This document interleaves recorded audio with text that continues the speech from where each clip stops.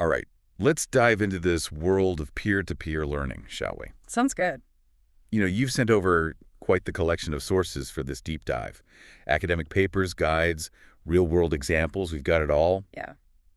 I think our mission today is to really try to uncover um, how this whole idea of collective knowledge, how it's changing things, Right. not just in the way we learn, but for innovation and problem solving, even in how organizations work. What do you think? Yeah, I think it's exciting because it's not just a new way to teach. Right. It's more of a fundamental shift in how we look at knowledge itself. Yeah. We're finally recognizing that wisdom isn't something just for the experts at the top. Right. It's not top down. Exactly. It comes from the combined experiences and insights of everybody. It really is fascinating to see how that plays out. I mean, if you think about it, it's not a uniquely human thing either. Right. If you look at ant colonies, for example, each ant on its own isn't that smart. But but together, I mean, they create these complex structures, they navigate, they even farm fungi. Yeah. Pretty amazing, isn't it? Yeah. And you even see it in ancient societies too. Yeah. A lot of times decisions were made through councils or assemblies. They knew, even back then, that you need to get a lot of different viewpoints together. Yeah, that diversity of opinion, that's so key. Right. That's what sets collective intelligence apart from that groupthink idea where you just have the pressure to conform, and that can be a real disaster. Yeah. Yeah. The Bay of Pigs invasion is a perfect example. Oh, good point. They lacked diverse perspectives, Mhm. and it was a huge failure. Collective intelligence thrives on disagreement, Yeah. on everyone bringing something unique to the table. Yeah, it's not about everyone singing the same tune. Exactly. It's more like everyone brings their own instrument and you get an orchestra. Right. Speaking of unique contributions, there's this Harvard professor, Eric Mazur. Have you heard of him? Oh, yeah. He totally revolutionized how physics is taught. He threw out the long lectures Throughout the lectures. Yeah, he really did. and introduced this thing called peer instruction. Right. It's a fantastic example of what peer-to-peer learning can do. Oh, yeah. Instead of just passively listening, students really get to grapple with the material. They work together to solve problems. They have to explain the concepts to each other. So they learn by doing. Exactly. Yeah, and they develop a much deeper level of understanding. It's a brilliant approach, I really. mean, and his methods have really taken off. But anyhow, It's had a huge impact on education. yeah, and a lot of educators have seen what he did and thought, yeah, we need to get more collaborative learning in here. Yeah, for sure. Such a powerful example. So, we've talked a bit about the theory behind it, historical examples. You've given a great success story. But what about the actual methods?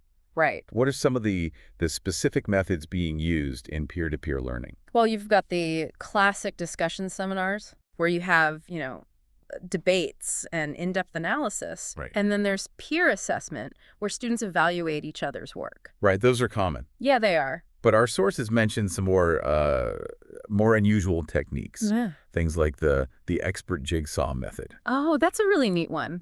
What's that one? Well, imagine you have this complex puzzle Okay. and you divide it into pieces. Right. Each student becomes an expert on their specific piece.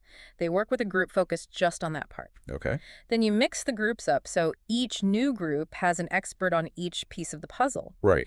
They have to rely on each other's knowledge and communicate clearly to assemble the full picture. So it's like building a team of specialists Yes. to solve a problem, each one bringing their own unique expertise. And it's really interesting because this mirrors what's happening in businesses now. It really does.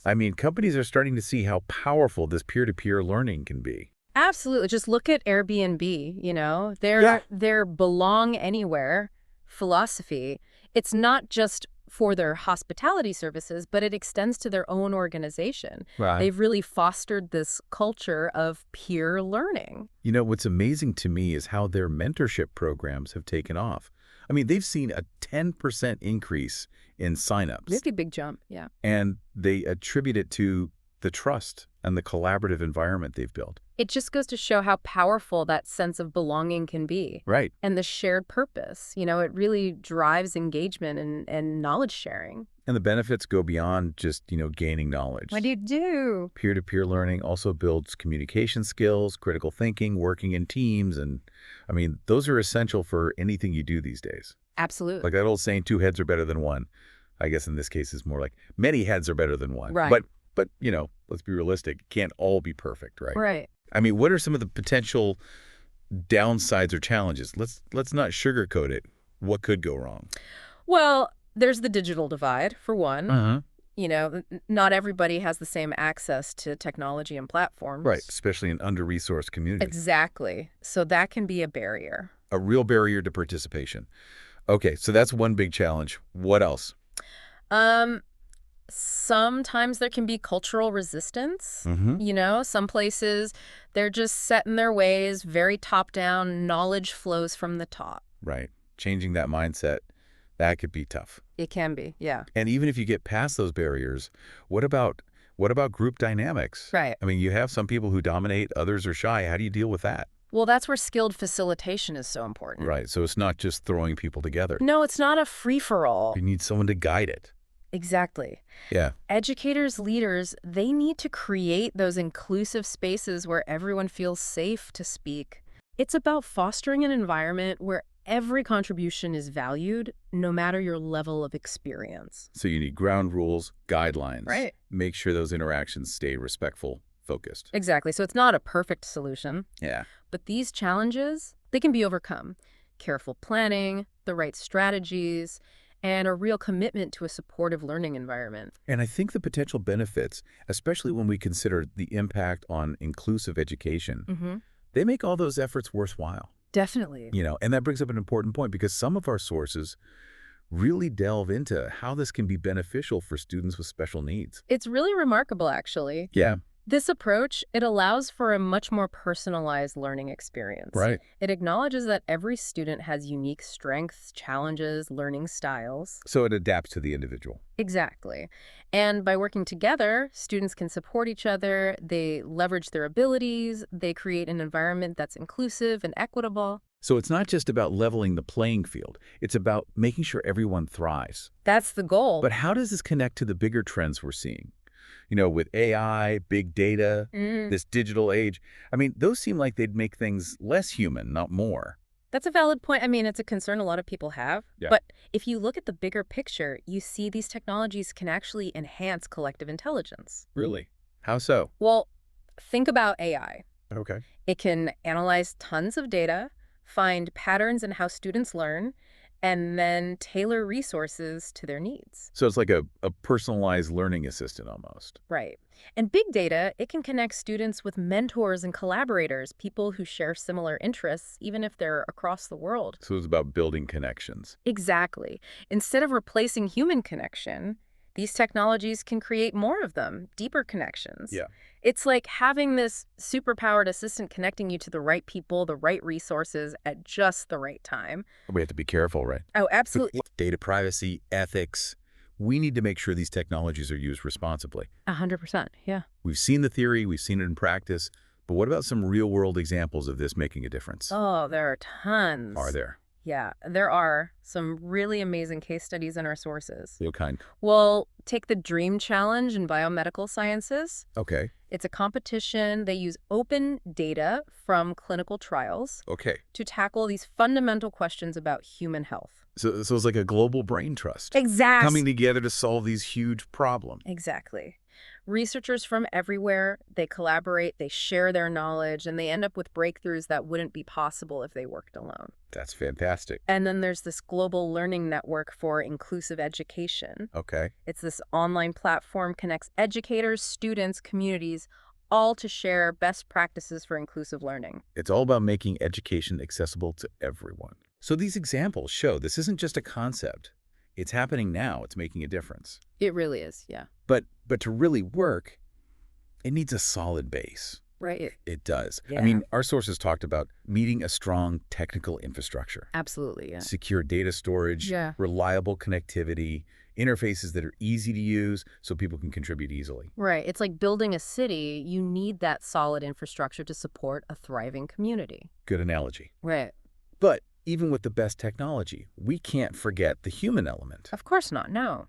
What about the potential downsides of just relying on crowdsourced content? Right. I mean, how do you ensure quality control? How do you prevent misinformation? Those are important questions. These platforms need ways to guarantee that the information being shared is accurate. So checks and balances. Yeah, you could call it that. You could have things like peer review systems, reputation scores, algorithms that flag suspicious content. Right. You need ways to make sure that what's being shared is reliable. So we've covered a lot. We've looked at the theory, the applications, potential problems, and how to implement it. We have.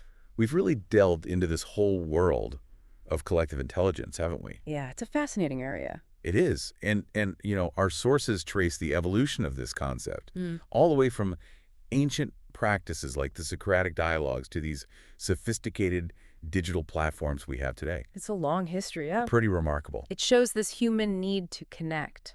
To share knowledge, to solve problems together. Exactly. And that's more relevant now than ever. It is. Our world is getting more complex. We face challenges that go beyond borders and disciplines. Right. So collective intelligence offers a way to harness that ingenuity. The collaborative spirit of humanity. Absolutely. So what does all of this mean for our listeners? We've explored peer-to-peer learning, the benefits of collective intelligence, how technology is shaping things. But what are the key takeaways? What should people be thinking about? The biggest takeaway, I think, is that collective intelligence isn't just a buzzword. Right. It's this powerful force shaping how we learn, how we work, how we tackle these big challenges. It's about recognizing that we're part of this network. Right. And working together, we can achieve so much more. Exactly. It's about tapping into that collective wisdom, embracing different thoughts, using technology to amplify our potential. And as we go further into this digital age, it raises a really interesting question. Yeah.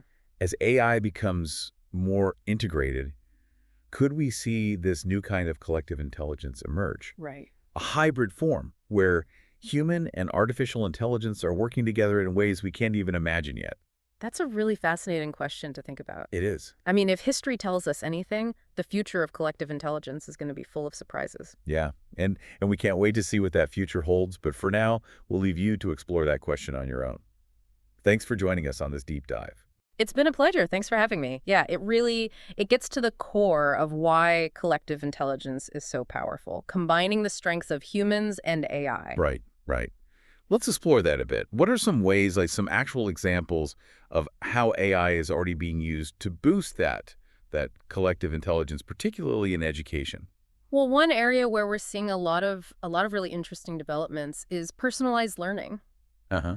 AI algorithms, they can analyze mountains of data on how students perform, their learning styles, their preferences, and then create a learning path that's customized for each student. So it's like having a personal tutor. Exactly. And that level of personalization, I mean, it just wouldn't be possible without AI. But to process all that Or information. has to process all that data. Okay. And then another fascinating application is intelligent tutoring systems. Okay. So these AI-powered systems, they can give students real-time feedback as they're working through problems or assignments. Wow. They can pinpoint exactly where a student is struggling, offer hints, give explanations, even adjust the difficulty level. To keep them challenged. Right, to keep them engaged. It's like having a virtual study buddy who's always available to help. I mean, how advanced are these systems getting? I'm curious. They're getting incredibly sophisticated.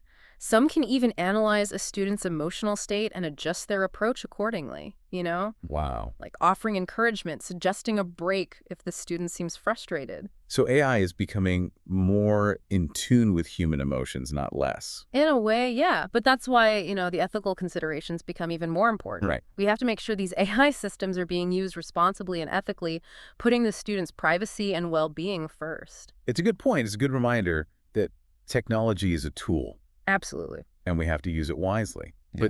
But, collective intelligence is about more than just technology. Oh, it absolutely is. It's about cultivating that culture of collaboration where everyone feels like they can share their knowledge and their perspective. Their experiences. Yes, their experiences. And that's where the human element is so vital. Technology can provide the platform, but it's the human connection that makes it thrive. So how do we cultivate those connections? Hmm? How do we build that culture, that collective intelligence culture in schools, in workplaces, in communities?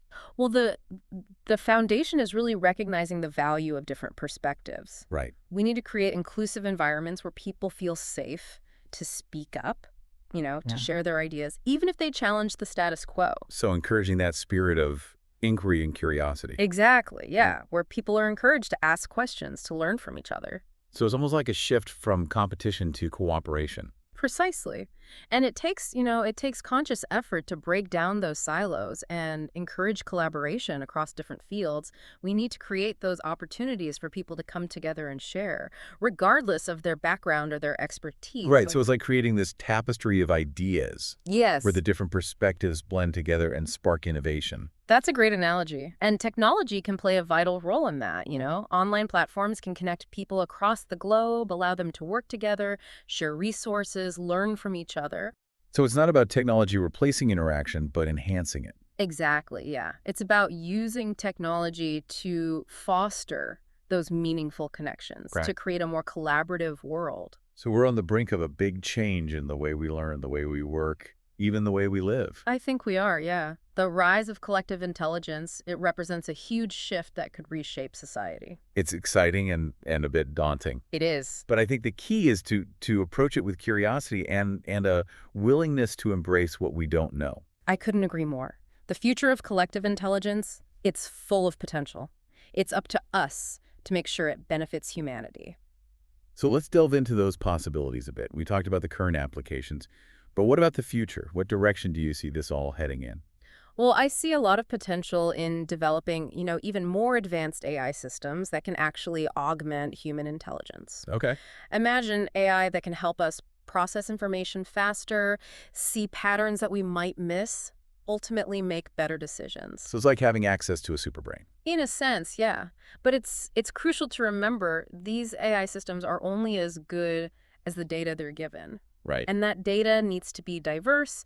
It needs to accurately reflect the full spectrum of human knowledge and experience. So it's not just about the tech itself, it's about creating the right environment for it to flourish. Exactly. And we're starting to see that shift happen. There's a growing awareness of the power of collective intelligence. More and more people are embracing the idea of working together. I mean, we're seeing it in citizen science projects, open source software, online communities dedicated to sharing knowledge. Exactly. And these are just the early stages. I really believe we're at the beginning of a collective intelligence revolution that's going to transform everything. It's a pretty exhilarating time to be alive, but as they say, with great power comes great responsibility. That's a crucial point. As we embrace this power, we need to be very aware of the risks and challenges that come with it. Things like bias in AI, the spread of misinformation, the erosion of privacy. Exactly. We need strong safeguards, ethical guidelines to make sure it's used for good. It's a complex issue. It is, yeah. No easy answers. But I think approaching it with humility, a willingness to learn, and a commitment to collaboration is key. I agree. The future of collective intelligence is in our hands. It is. We have to make it a future we can all be proud of. So what specific steps can we take to make sure it's used ethically, responsibly? Well, one vital step is promoting transparency in how these AI systems are developed and used. We need to understand how they work, what data they use, how they make decisions. So like a window into the black box. Exactly. And we also need accountability. If an AI system makes a mistake, who's responsible? How do we ensure fairness? Tough questions. They are, but they're essential. And we need to have those conversations now before these technologies become even more powerful. It underscores the fact that technology itself isn't neutral. Right. It reflects the values of the people who create it and use it. It does. That's why we need to be very deliberate about the kind of future we want to build with it. We have to ask ourselves, what kind of society do we want? What are our values? And how can we use collective intelligence to get there? So it's a call to action for everyone. It is, yeah. Not just the tech people, but everyone. We all have a part to play in shaping this future, and it starts with recognizing our own potential to contribute. Right, let's talk about that.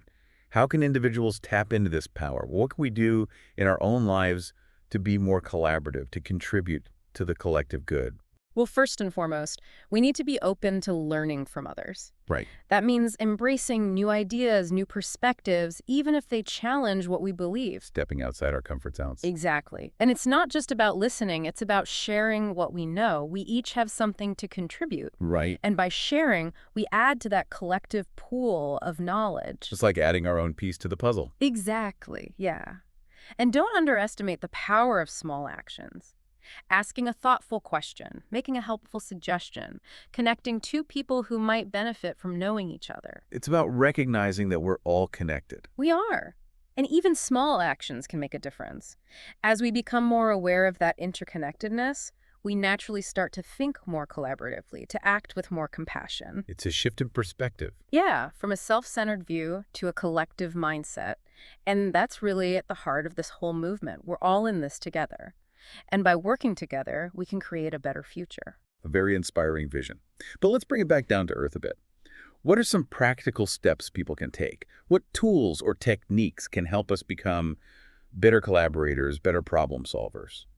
Well, one simple but powerful technique is to actively seek out diverse perspectives. Okay. When you're facing a challenge, don't just rely on your own limited knowledge and experience. Right. Reach out to people from different backgrounds, different fields. Ask for their input. You'll be surprised by the range of ideas you'll get. Expanding your mental map. Precisely. And don't be afraid to challenge your own assumptions. When you hear a different viewpoint, don't just dismiss it. Really listen, try to understand, and consider how it might change your thinking. Being open to the possibility that you might be wrong. Exactly. Yeah, it takes humility. Yeah. Recognizing that none of us has all the answers, we can always learn from each other. It's a journey of continuous learning and growth. Absolutely. And another powerful technique is to practice active listening. When you're in a conversation, don't just wait for your turn to speak. Really listen to what the other person is saying. Pay attention to their words, their body language, your tone of voice. Being present in the moment. Exactly. You create a space for genuine connection. You foster understanding. That's where the magic of collective intelligence happens. We talked about diverse perspectives, challenging assumptions, active listening. What other tools or techniques can individuals use? Well, technology can be a huge help. There are tons of online platforms designed for collaboration, knowledge sharing, problem solving. Can you give us some examples? Sure. One that I find really valuable is Slack. Okay. Familiar with that. Yeah, it's a messaging platform. You can create channels for different projects or teams. It's great for staying connected, sharing ideas, working on projects together. It's like a virtual office space. It is, yeah. And it's not just for work, You can use it to connect with people who share your hobbies or interests. Right. Find your tribe. Exactly. So Slack is great for communication. Another one I like is Trello. Oh, It's a project management tool. uh-huh. You create boards for different projects, assign tasks, track progress visually. It keeps everyone organized and on the same page. Like a virtual whiteboard. Yeah, you could say that. And it's incredibly versatile. You can use it for anything. So Slack for communication, Trello for project management. Anything else? If you want something that combines all of that, Yeah. communication, project management, knowledge sharing, all in one, there's Notion. Okay. It's a very comprehensive workspace. Uh-huh. You can create notes, documents, databases, wikis, all sorts of things. It's really powerful and flexible. The ultimate productivity tool. It's pretty close. And it's always evolving. They're adding new features all the time. That's great. So Slack, Trello, Notion, any others worth exploring? Those are just a few of my favorites. There are so many out there. The best ones for you will depend on what you need, how you like to work. Right. So do your research, find what works for you. Exactly. And don't be afraid to experiment, Yeah. Try different platforms and see what clicks. It's great to have so many options. So we've talked about diverse perspectives, challenging assumptions, active listening, using technology for collaboration. What other key takeaways are there? I think the most important one is that collective intelligence isn't a destination, it's a journey. Okay. It's a process of constant learning and growth. It doesn't happen overnight. No, it takes effort, to cultivate the right mindset, to develop the skills for effective collaboration, but it's worth it. Absolutely. By embracing collective intelligence, we can truly reach our potential, both as individuals and as a species. It's about recognizing we're all part of something bigger. Exactly. And that by working together, we can create a better world for everyone. It's a beautiful vision. Yeah. But let's get back to the practical side. What are some specific things individuals can do to enhance their own collective intelligence? One of the most effective things is to constantly seek out diverse perspectives. When you're facing a challenge or making a decision, don't just rely on your own limited knowledge. Right. Reach out to people from different backgrounds, different fields, and get their input. You'll be amazed at the insights you'll gain. It's like expanding your own understanding by incorporating the knowledge of others. Precisely. And don't be afraid to challenge your own assumptions. When you encounter a different perspective, don't dismiss it out of hand. Take the time to really listen, to understand where they're coming from, and to consider how it might challenge or enrich your own thinking. Be open to the possibility that you might be wrong. Exactly. It requires a certain level of humility, Yeah. recognizing that none of us has all the answers and that we can always learn from others. It's a continuous journey of learning and growth. Absolutely. Another powerful technique is to practice active listening. When you're engaged in a conversation, don't just wait for your turn to speak. Truly listen to what the other person is saying, paying attention to both their words and their nonverbal cues. Observe their body language, their tone of voice, the emotions they're expressing. Be present in the moment. Exactly. When you do that, you foster a deeper level of understanding and create the conditions for the magic of collective intelligence to unfold. We've talked about seeking out diverse perspectives, challenging assumptions, and practicing active listening. What other tools or techniques can individuals use to enhance their collective intelligence? Technology can be a powerful tool. There's a vast array of online platforms and tools designed to facilitate collaboration, knowledge sharing, and problem solving. Give us some specific examples. What platforms or tools do you recommend? One platform I find particularly valuable is Slack. It's a messaging platform that allows you to create dedicated channels for specific projects, teams, or interest groups. It's a great way to stay connected with colleagues, collaborators, and mentors to share ideas and work together on projects in a seamless and organized way. It's like having a virtual office space where you can connect with people from all over the world, breaking down geographical barriers and fostering a sense of community. Exactly. And it's not limited to work-related projects. You can use Slack to connect with people who share your hobbies, interests, or passions. It's a fantastic way to find like-minded individuals, expand your network, and learn new things in a supportive and engaging environment. That's a great tip. What other platforms or tools would you recommend? Trello is another platform I find incredibly useful. It's a project management tool that allows you to create boards for different projects, assign tasks to team members, and track progress visually. It's an excellent way to stay organized, collaborate effectively, and ensure everyone is on the same page. It's like having a virtual whiteboard where you can map out your project and see how all the pieces fit together. That's a great way to visualize it. And Trello is incredibly versatile. You can use it for anything from planning a family vacation to managing a complex work project. So we have Slack for communication and Trello for project management. What other tools would you suggest? If you're looking for a platform that combines communication, project management, and knowledge sharing all in one, I highly recommend Notion. It's a comprehensive workspace where you can create notes, documents, databases, wikis, and much more. It's incredibly powerful and flexible, adaptable to the needs of both individuals and teams. It sounds like the ultimate productivity tool, a one-stop shop for all your collaborative needs. It's pretty close, and it's constantly evolving. The developers are always adding new features and integrations, so it's a platform that can grow and adapt as your needs change. That's fantastic. So we have Slack, Trello, and Notion as our top recommendations. Are there any other tools or platforms you suggest exploring? Those are just a few of my personal favorites. There are countless other tools out there, and the best ones for you will depend on your specific needs and preferences. So it's important to do your research and find the tools that best suit your workflow and collaborative style. Absolutely. And don't be afraid to experiment. Try out different platforms and see what clicks for you. The beauty of the digital age is that we have access to an incredible array of tools and resources, and it's up to us to explore and discover the ones that can help us enhance our collective intelligence. We've talked about the importance of diverse perspectives, challenging assumptions, active listening, and leveraging technology for collaboration. What other key takeaways do you want to leave our listeners with? The most crucial takeaway is that collective intelligence isn't a destination, but a journey. It's an ongoing process of learning, growth, and evolution, a continuous cycle of expanding our understanding and refining our collaborative abilities. It's not something you achieve overnight. It's a lifelong pursuit of knowledge, connection, and shared growth. Precisely.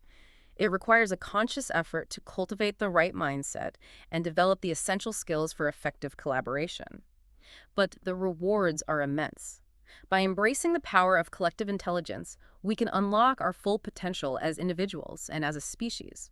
It's about recognizing that we're all part of something much larger than ourselves, and that by working together, we can create a world that's better for everyone. That's the heart of it, and I firmly believe that the future belongs to those who embrace collaboration, diversity, and the transformative power of collective intelligence. As we go deeper into this, I think it's important to remember that collective intelligence isn't just some abstract idea or vision of the future. It's happening right now, all around us. It's shaping how we live, work, interact with the world. So where are we seeing this in action today? Like, give us some real-world examples. Well, one area where it's having a huge impact is scientific research. Platforms like Zooniverse, for example, they're empowering people from all over, citizen scientists, to contribute to cutting-edge research. They're analyzing data, classifying images, even discovering new celestial objects. So it's like we're democratizing science. Anyone can participate. Exactly. And these projects are producing real breakthroughs. Take Galaxy Zoo, a project on Zooniverse. It's led to the discovery of completely new types of galaxies. Wow, that's amazing. It's like collective intelligence is giving us a new way to see the universe. It is, yeah. And it's not just astronomy. Citizen science is booming in all kinds of fields: medicine, environmental science, harnessing the power of the crowd to accelerate research. So it's not just professional scientists working in isolation anymore. Right, it's about breaking down those barriers. Anyone can contribute. Reinforces the idea that we all have something to offer. It's really inspiring to see those barriers crumbling. Are there other areas where we're seeing this kind of impact? Oh, absolutely. The business world is another big one. Companies are using crowdsourcing platforms to tap into the collective wisdom of their customers, their employees, even the general public. Interesting. How are they doing that? What are some examples? Well, Lego Ideas is a great one. Okay. It's a platform where Lego fans can submit their own designs for new Lego sets. Okay. And if a design gets enough support from the community, Lego might actually produce it. So it's like turning customers into product developers. Exactly. It's a win-win. Lego gets a ton of creative ideas, and fans get to see their ideas come to life. Very cool. Any other examples? Yeah, Waze, the navigation app. Okay. It uses crowdsourced data from its users to provide real-time traffic updates, road closures, all that. So it's like having a network of traffic reporters. Exactly. And it's really effective. Waze is known for its accuracy. It's really interesting to see how these real-world problems are being solved. It's more than just brainstorming or tweaking products. It's about tackling some of the bigger social and environmental challenges we face. Oh, absolutely. So how is collective intelligence being used to make a positive impact in those areas? Disaster relief is a good example. Platforms like Ushahidi allow people on the ground to report incidents, share information, and coordinate relief efforts. It's like mobilizing a virtual army of responders. Exactly. These platforms have been crucial during natural disasters, conflicts, humanitarian crises. Really powerful stuff. What else? Crowdfunding platforms like Kickstarter and Indiegogo, Right. they allow people to raise money from a large pool of people to support creative projects, social causes, business ventures. It's democratizing access to funding. Exactly. And it's led to a surge in innovation. People are empowered to pursue their passions and make a difference. It's clear that this is more than just a tech trend. It's a social and cultural movement, changing how we approach problem-solving, innovation, collaboration. It's about recognizing our interconnectedness. We're all part of this larger collective intelligence that we can tap into to create a better world. A powerful vision. As we wrap up this deep dive, it's clear that we're on the verge of something really transformative. What's next? How do we make sure this power is used ethically and responsibly? How do we prepare for what's coming? These are big questions that we need to think about carefully. One of the biggest challenges is bridging the digital divide. We need to make sure everyone has access to the technology and resources they need to participate. It's about equity and inclusion. Everyone benefits. Exactly. And we also have to be aware of the potential risks, like misinformation, privacy violations, power imbalances. We need safeguards, ethical guidelines to make sure collective intelligence is used for good. It's a powerful tool, but it can be misused. Absolutely. We need to be intentional about the future we want to build. And it starts with the right mindset. Absolutely. We need to embrace collaboration, diversity, empathy, be open to other perspectives, share our knowledge, and work together for the greater good. Recognizing that we're all connected and that together we can achieve so much more. Exactly. So as we finish up, I want to leave you with this thought. The future isn't something that just happens to us. It's something we create. By harnessing collective intelligence, we can build a future that's more just, more equitable, more sustainable for all. A powerful call to action. So go out there, connect with others, share your knowledge, and let's create the world we want to see. Thanks for joining us on this deep dive into the world of collective intelligence. It's been a pleasure. Thanks for having me.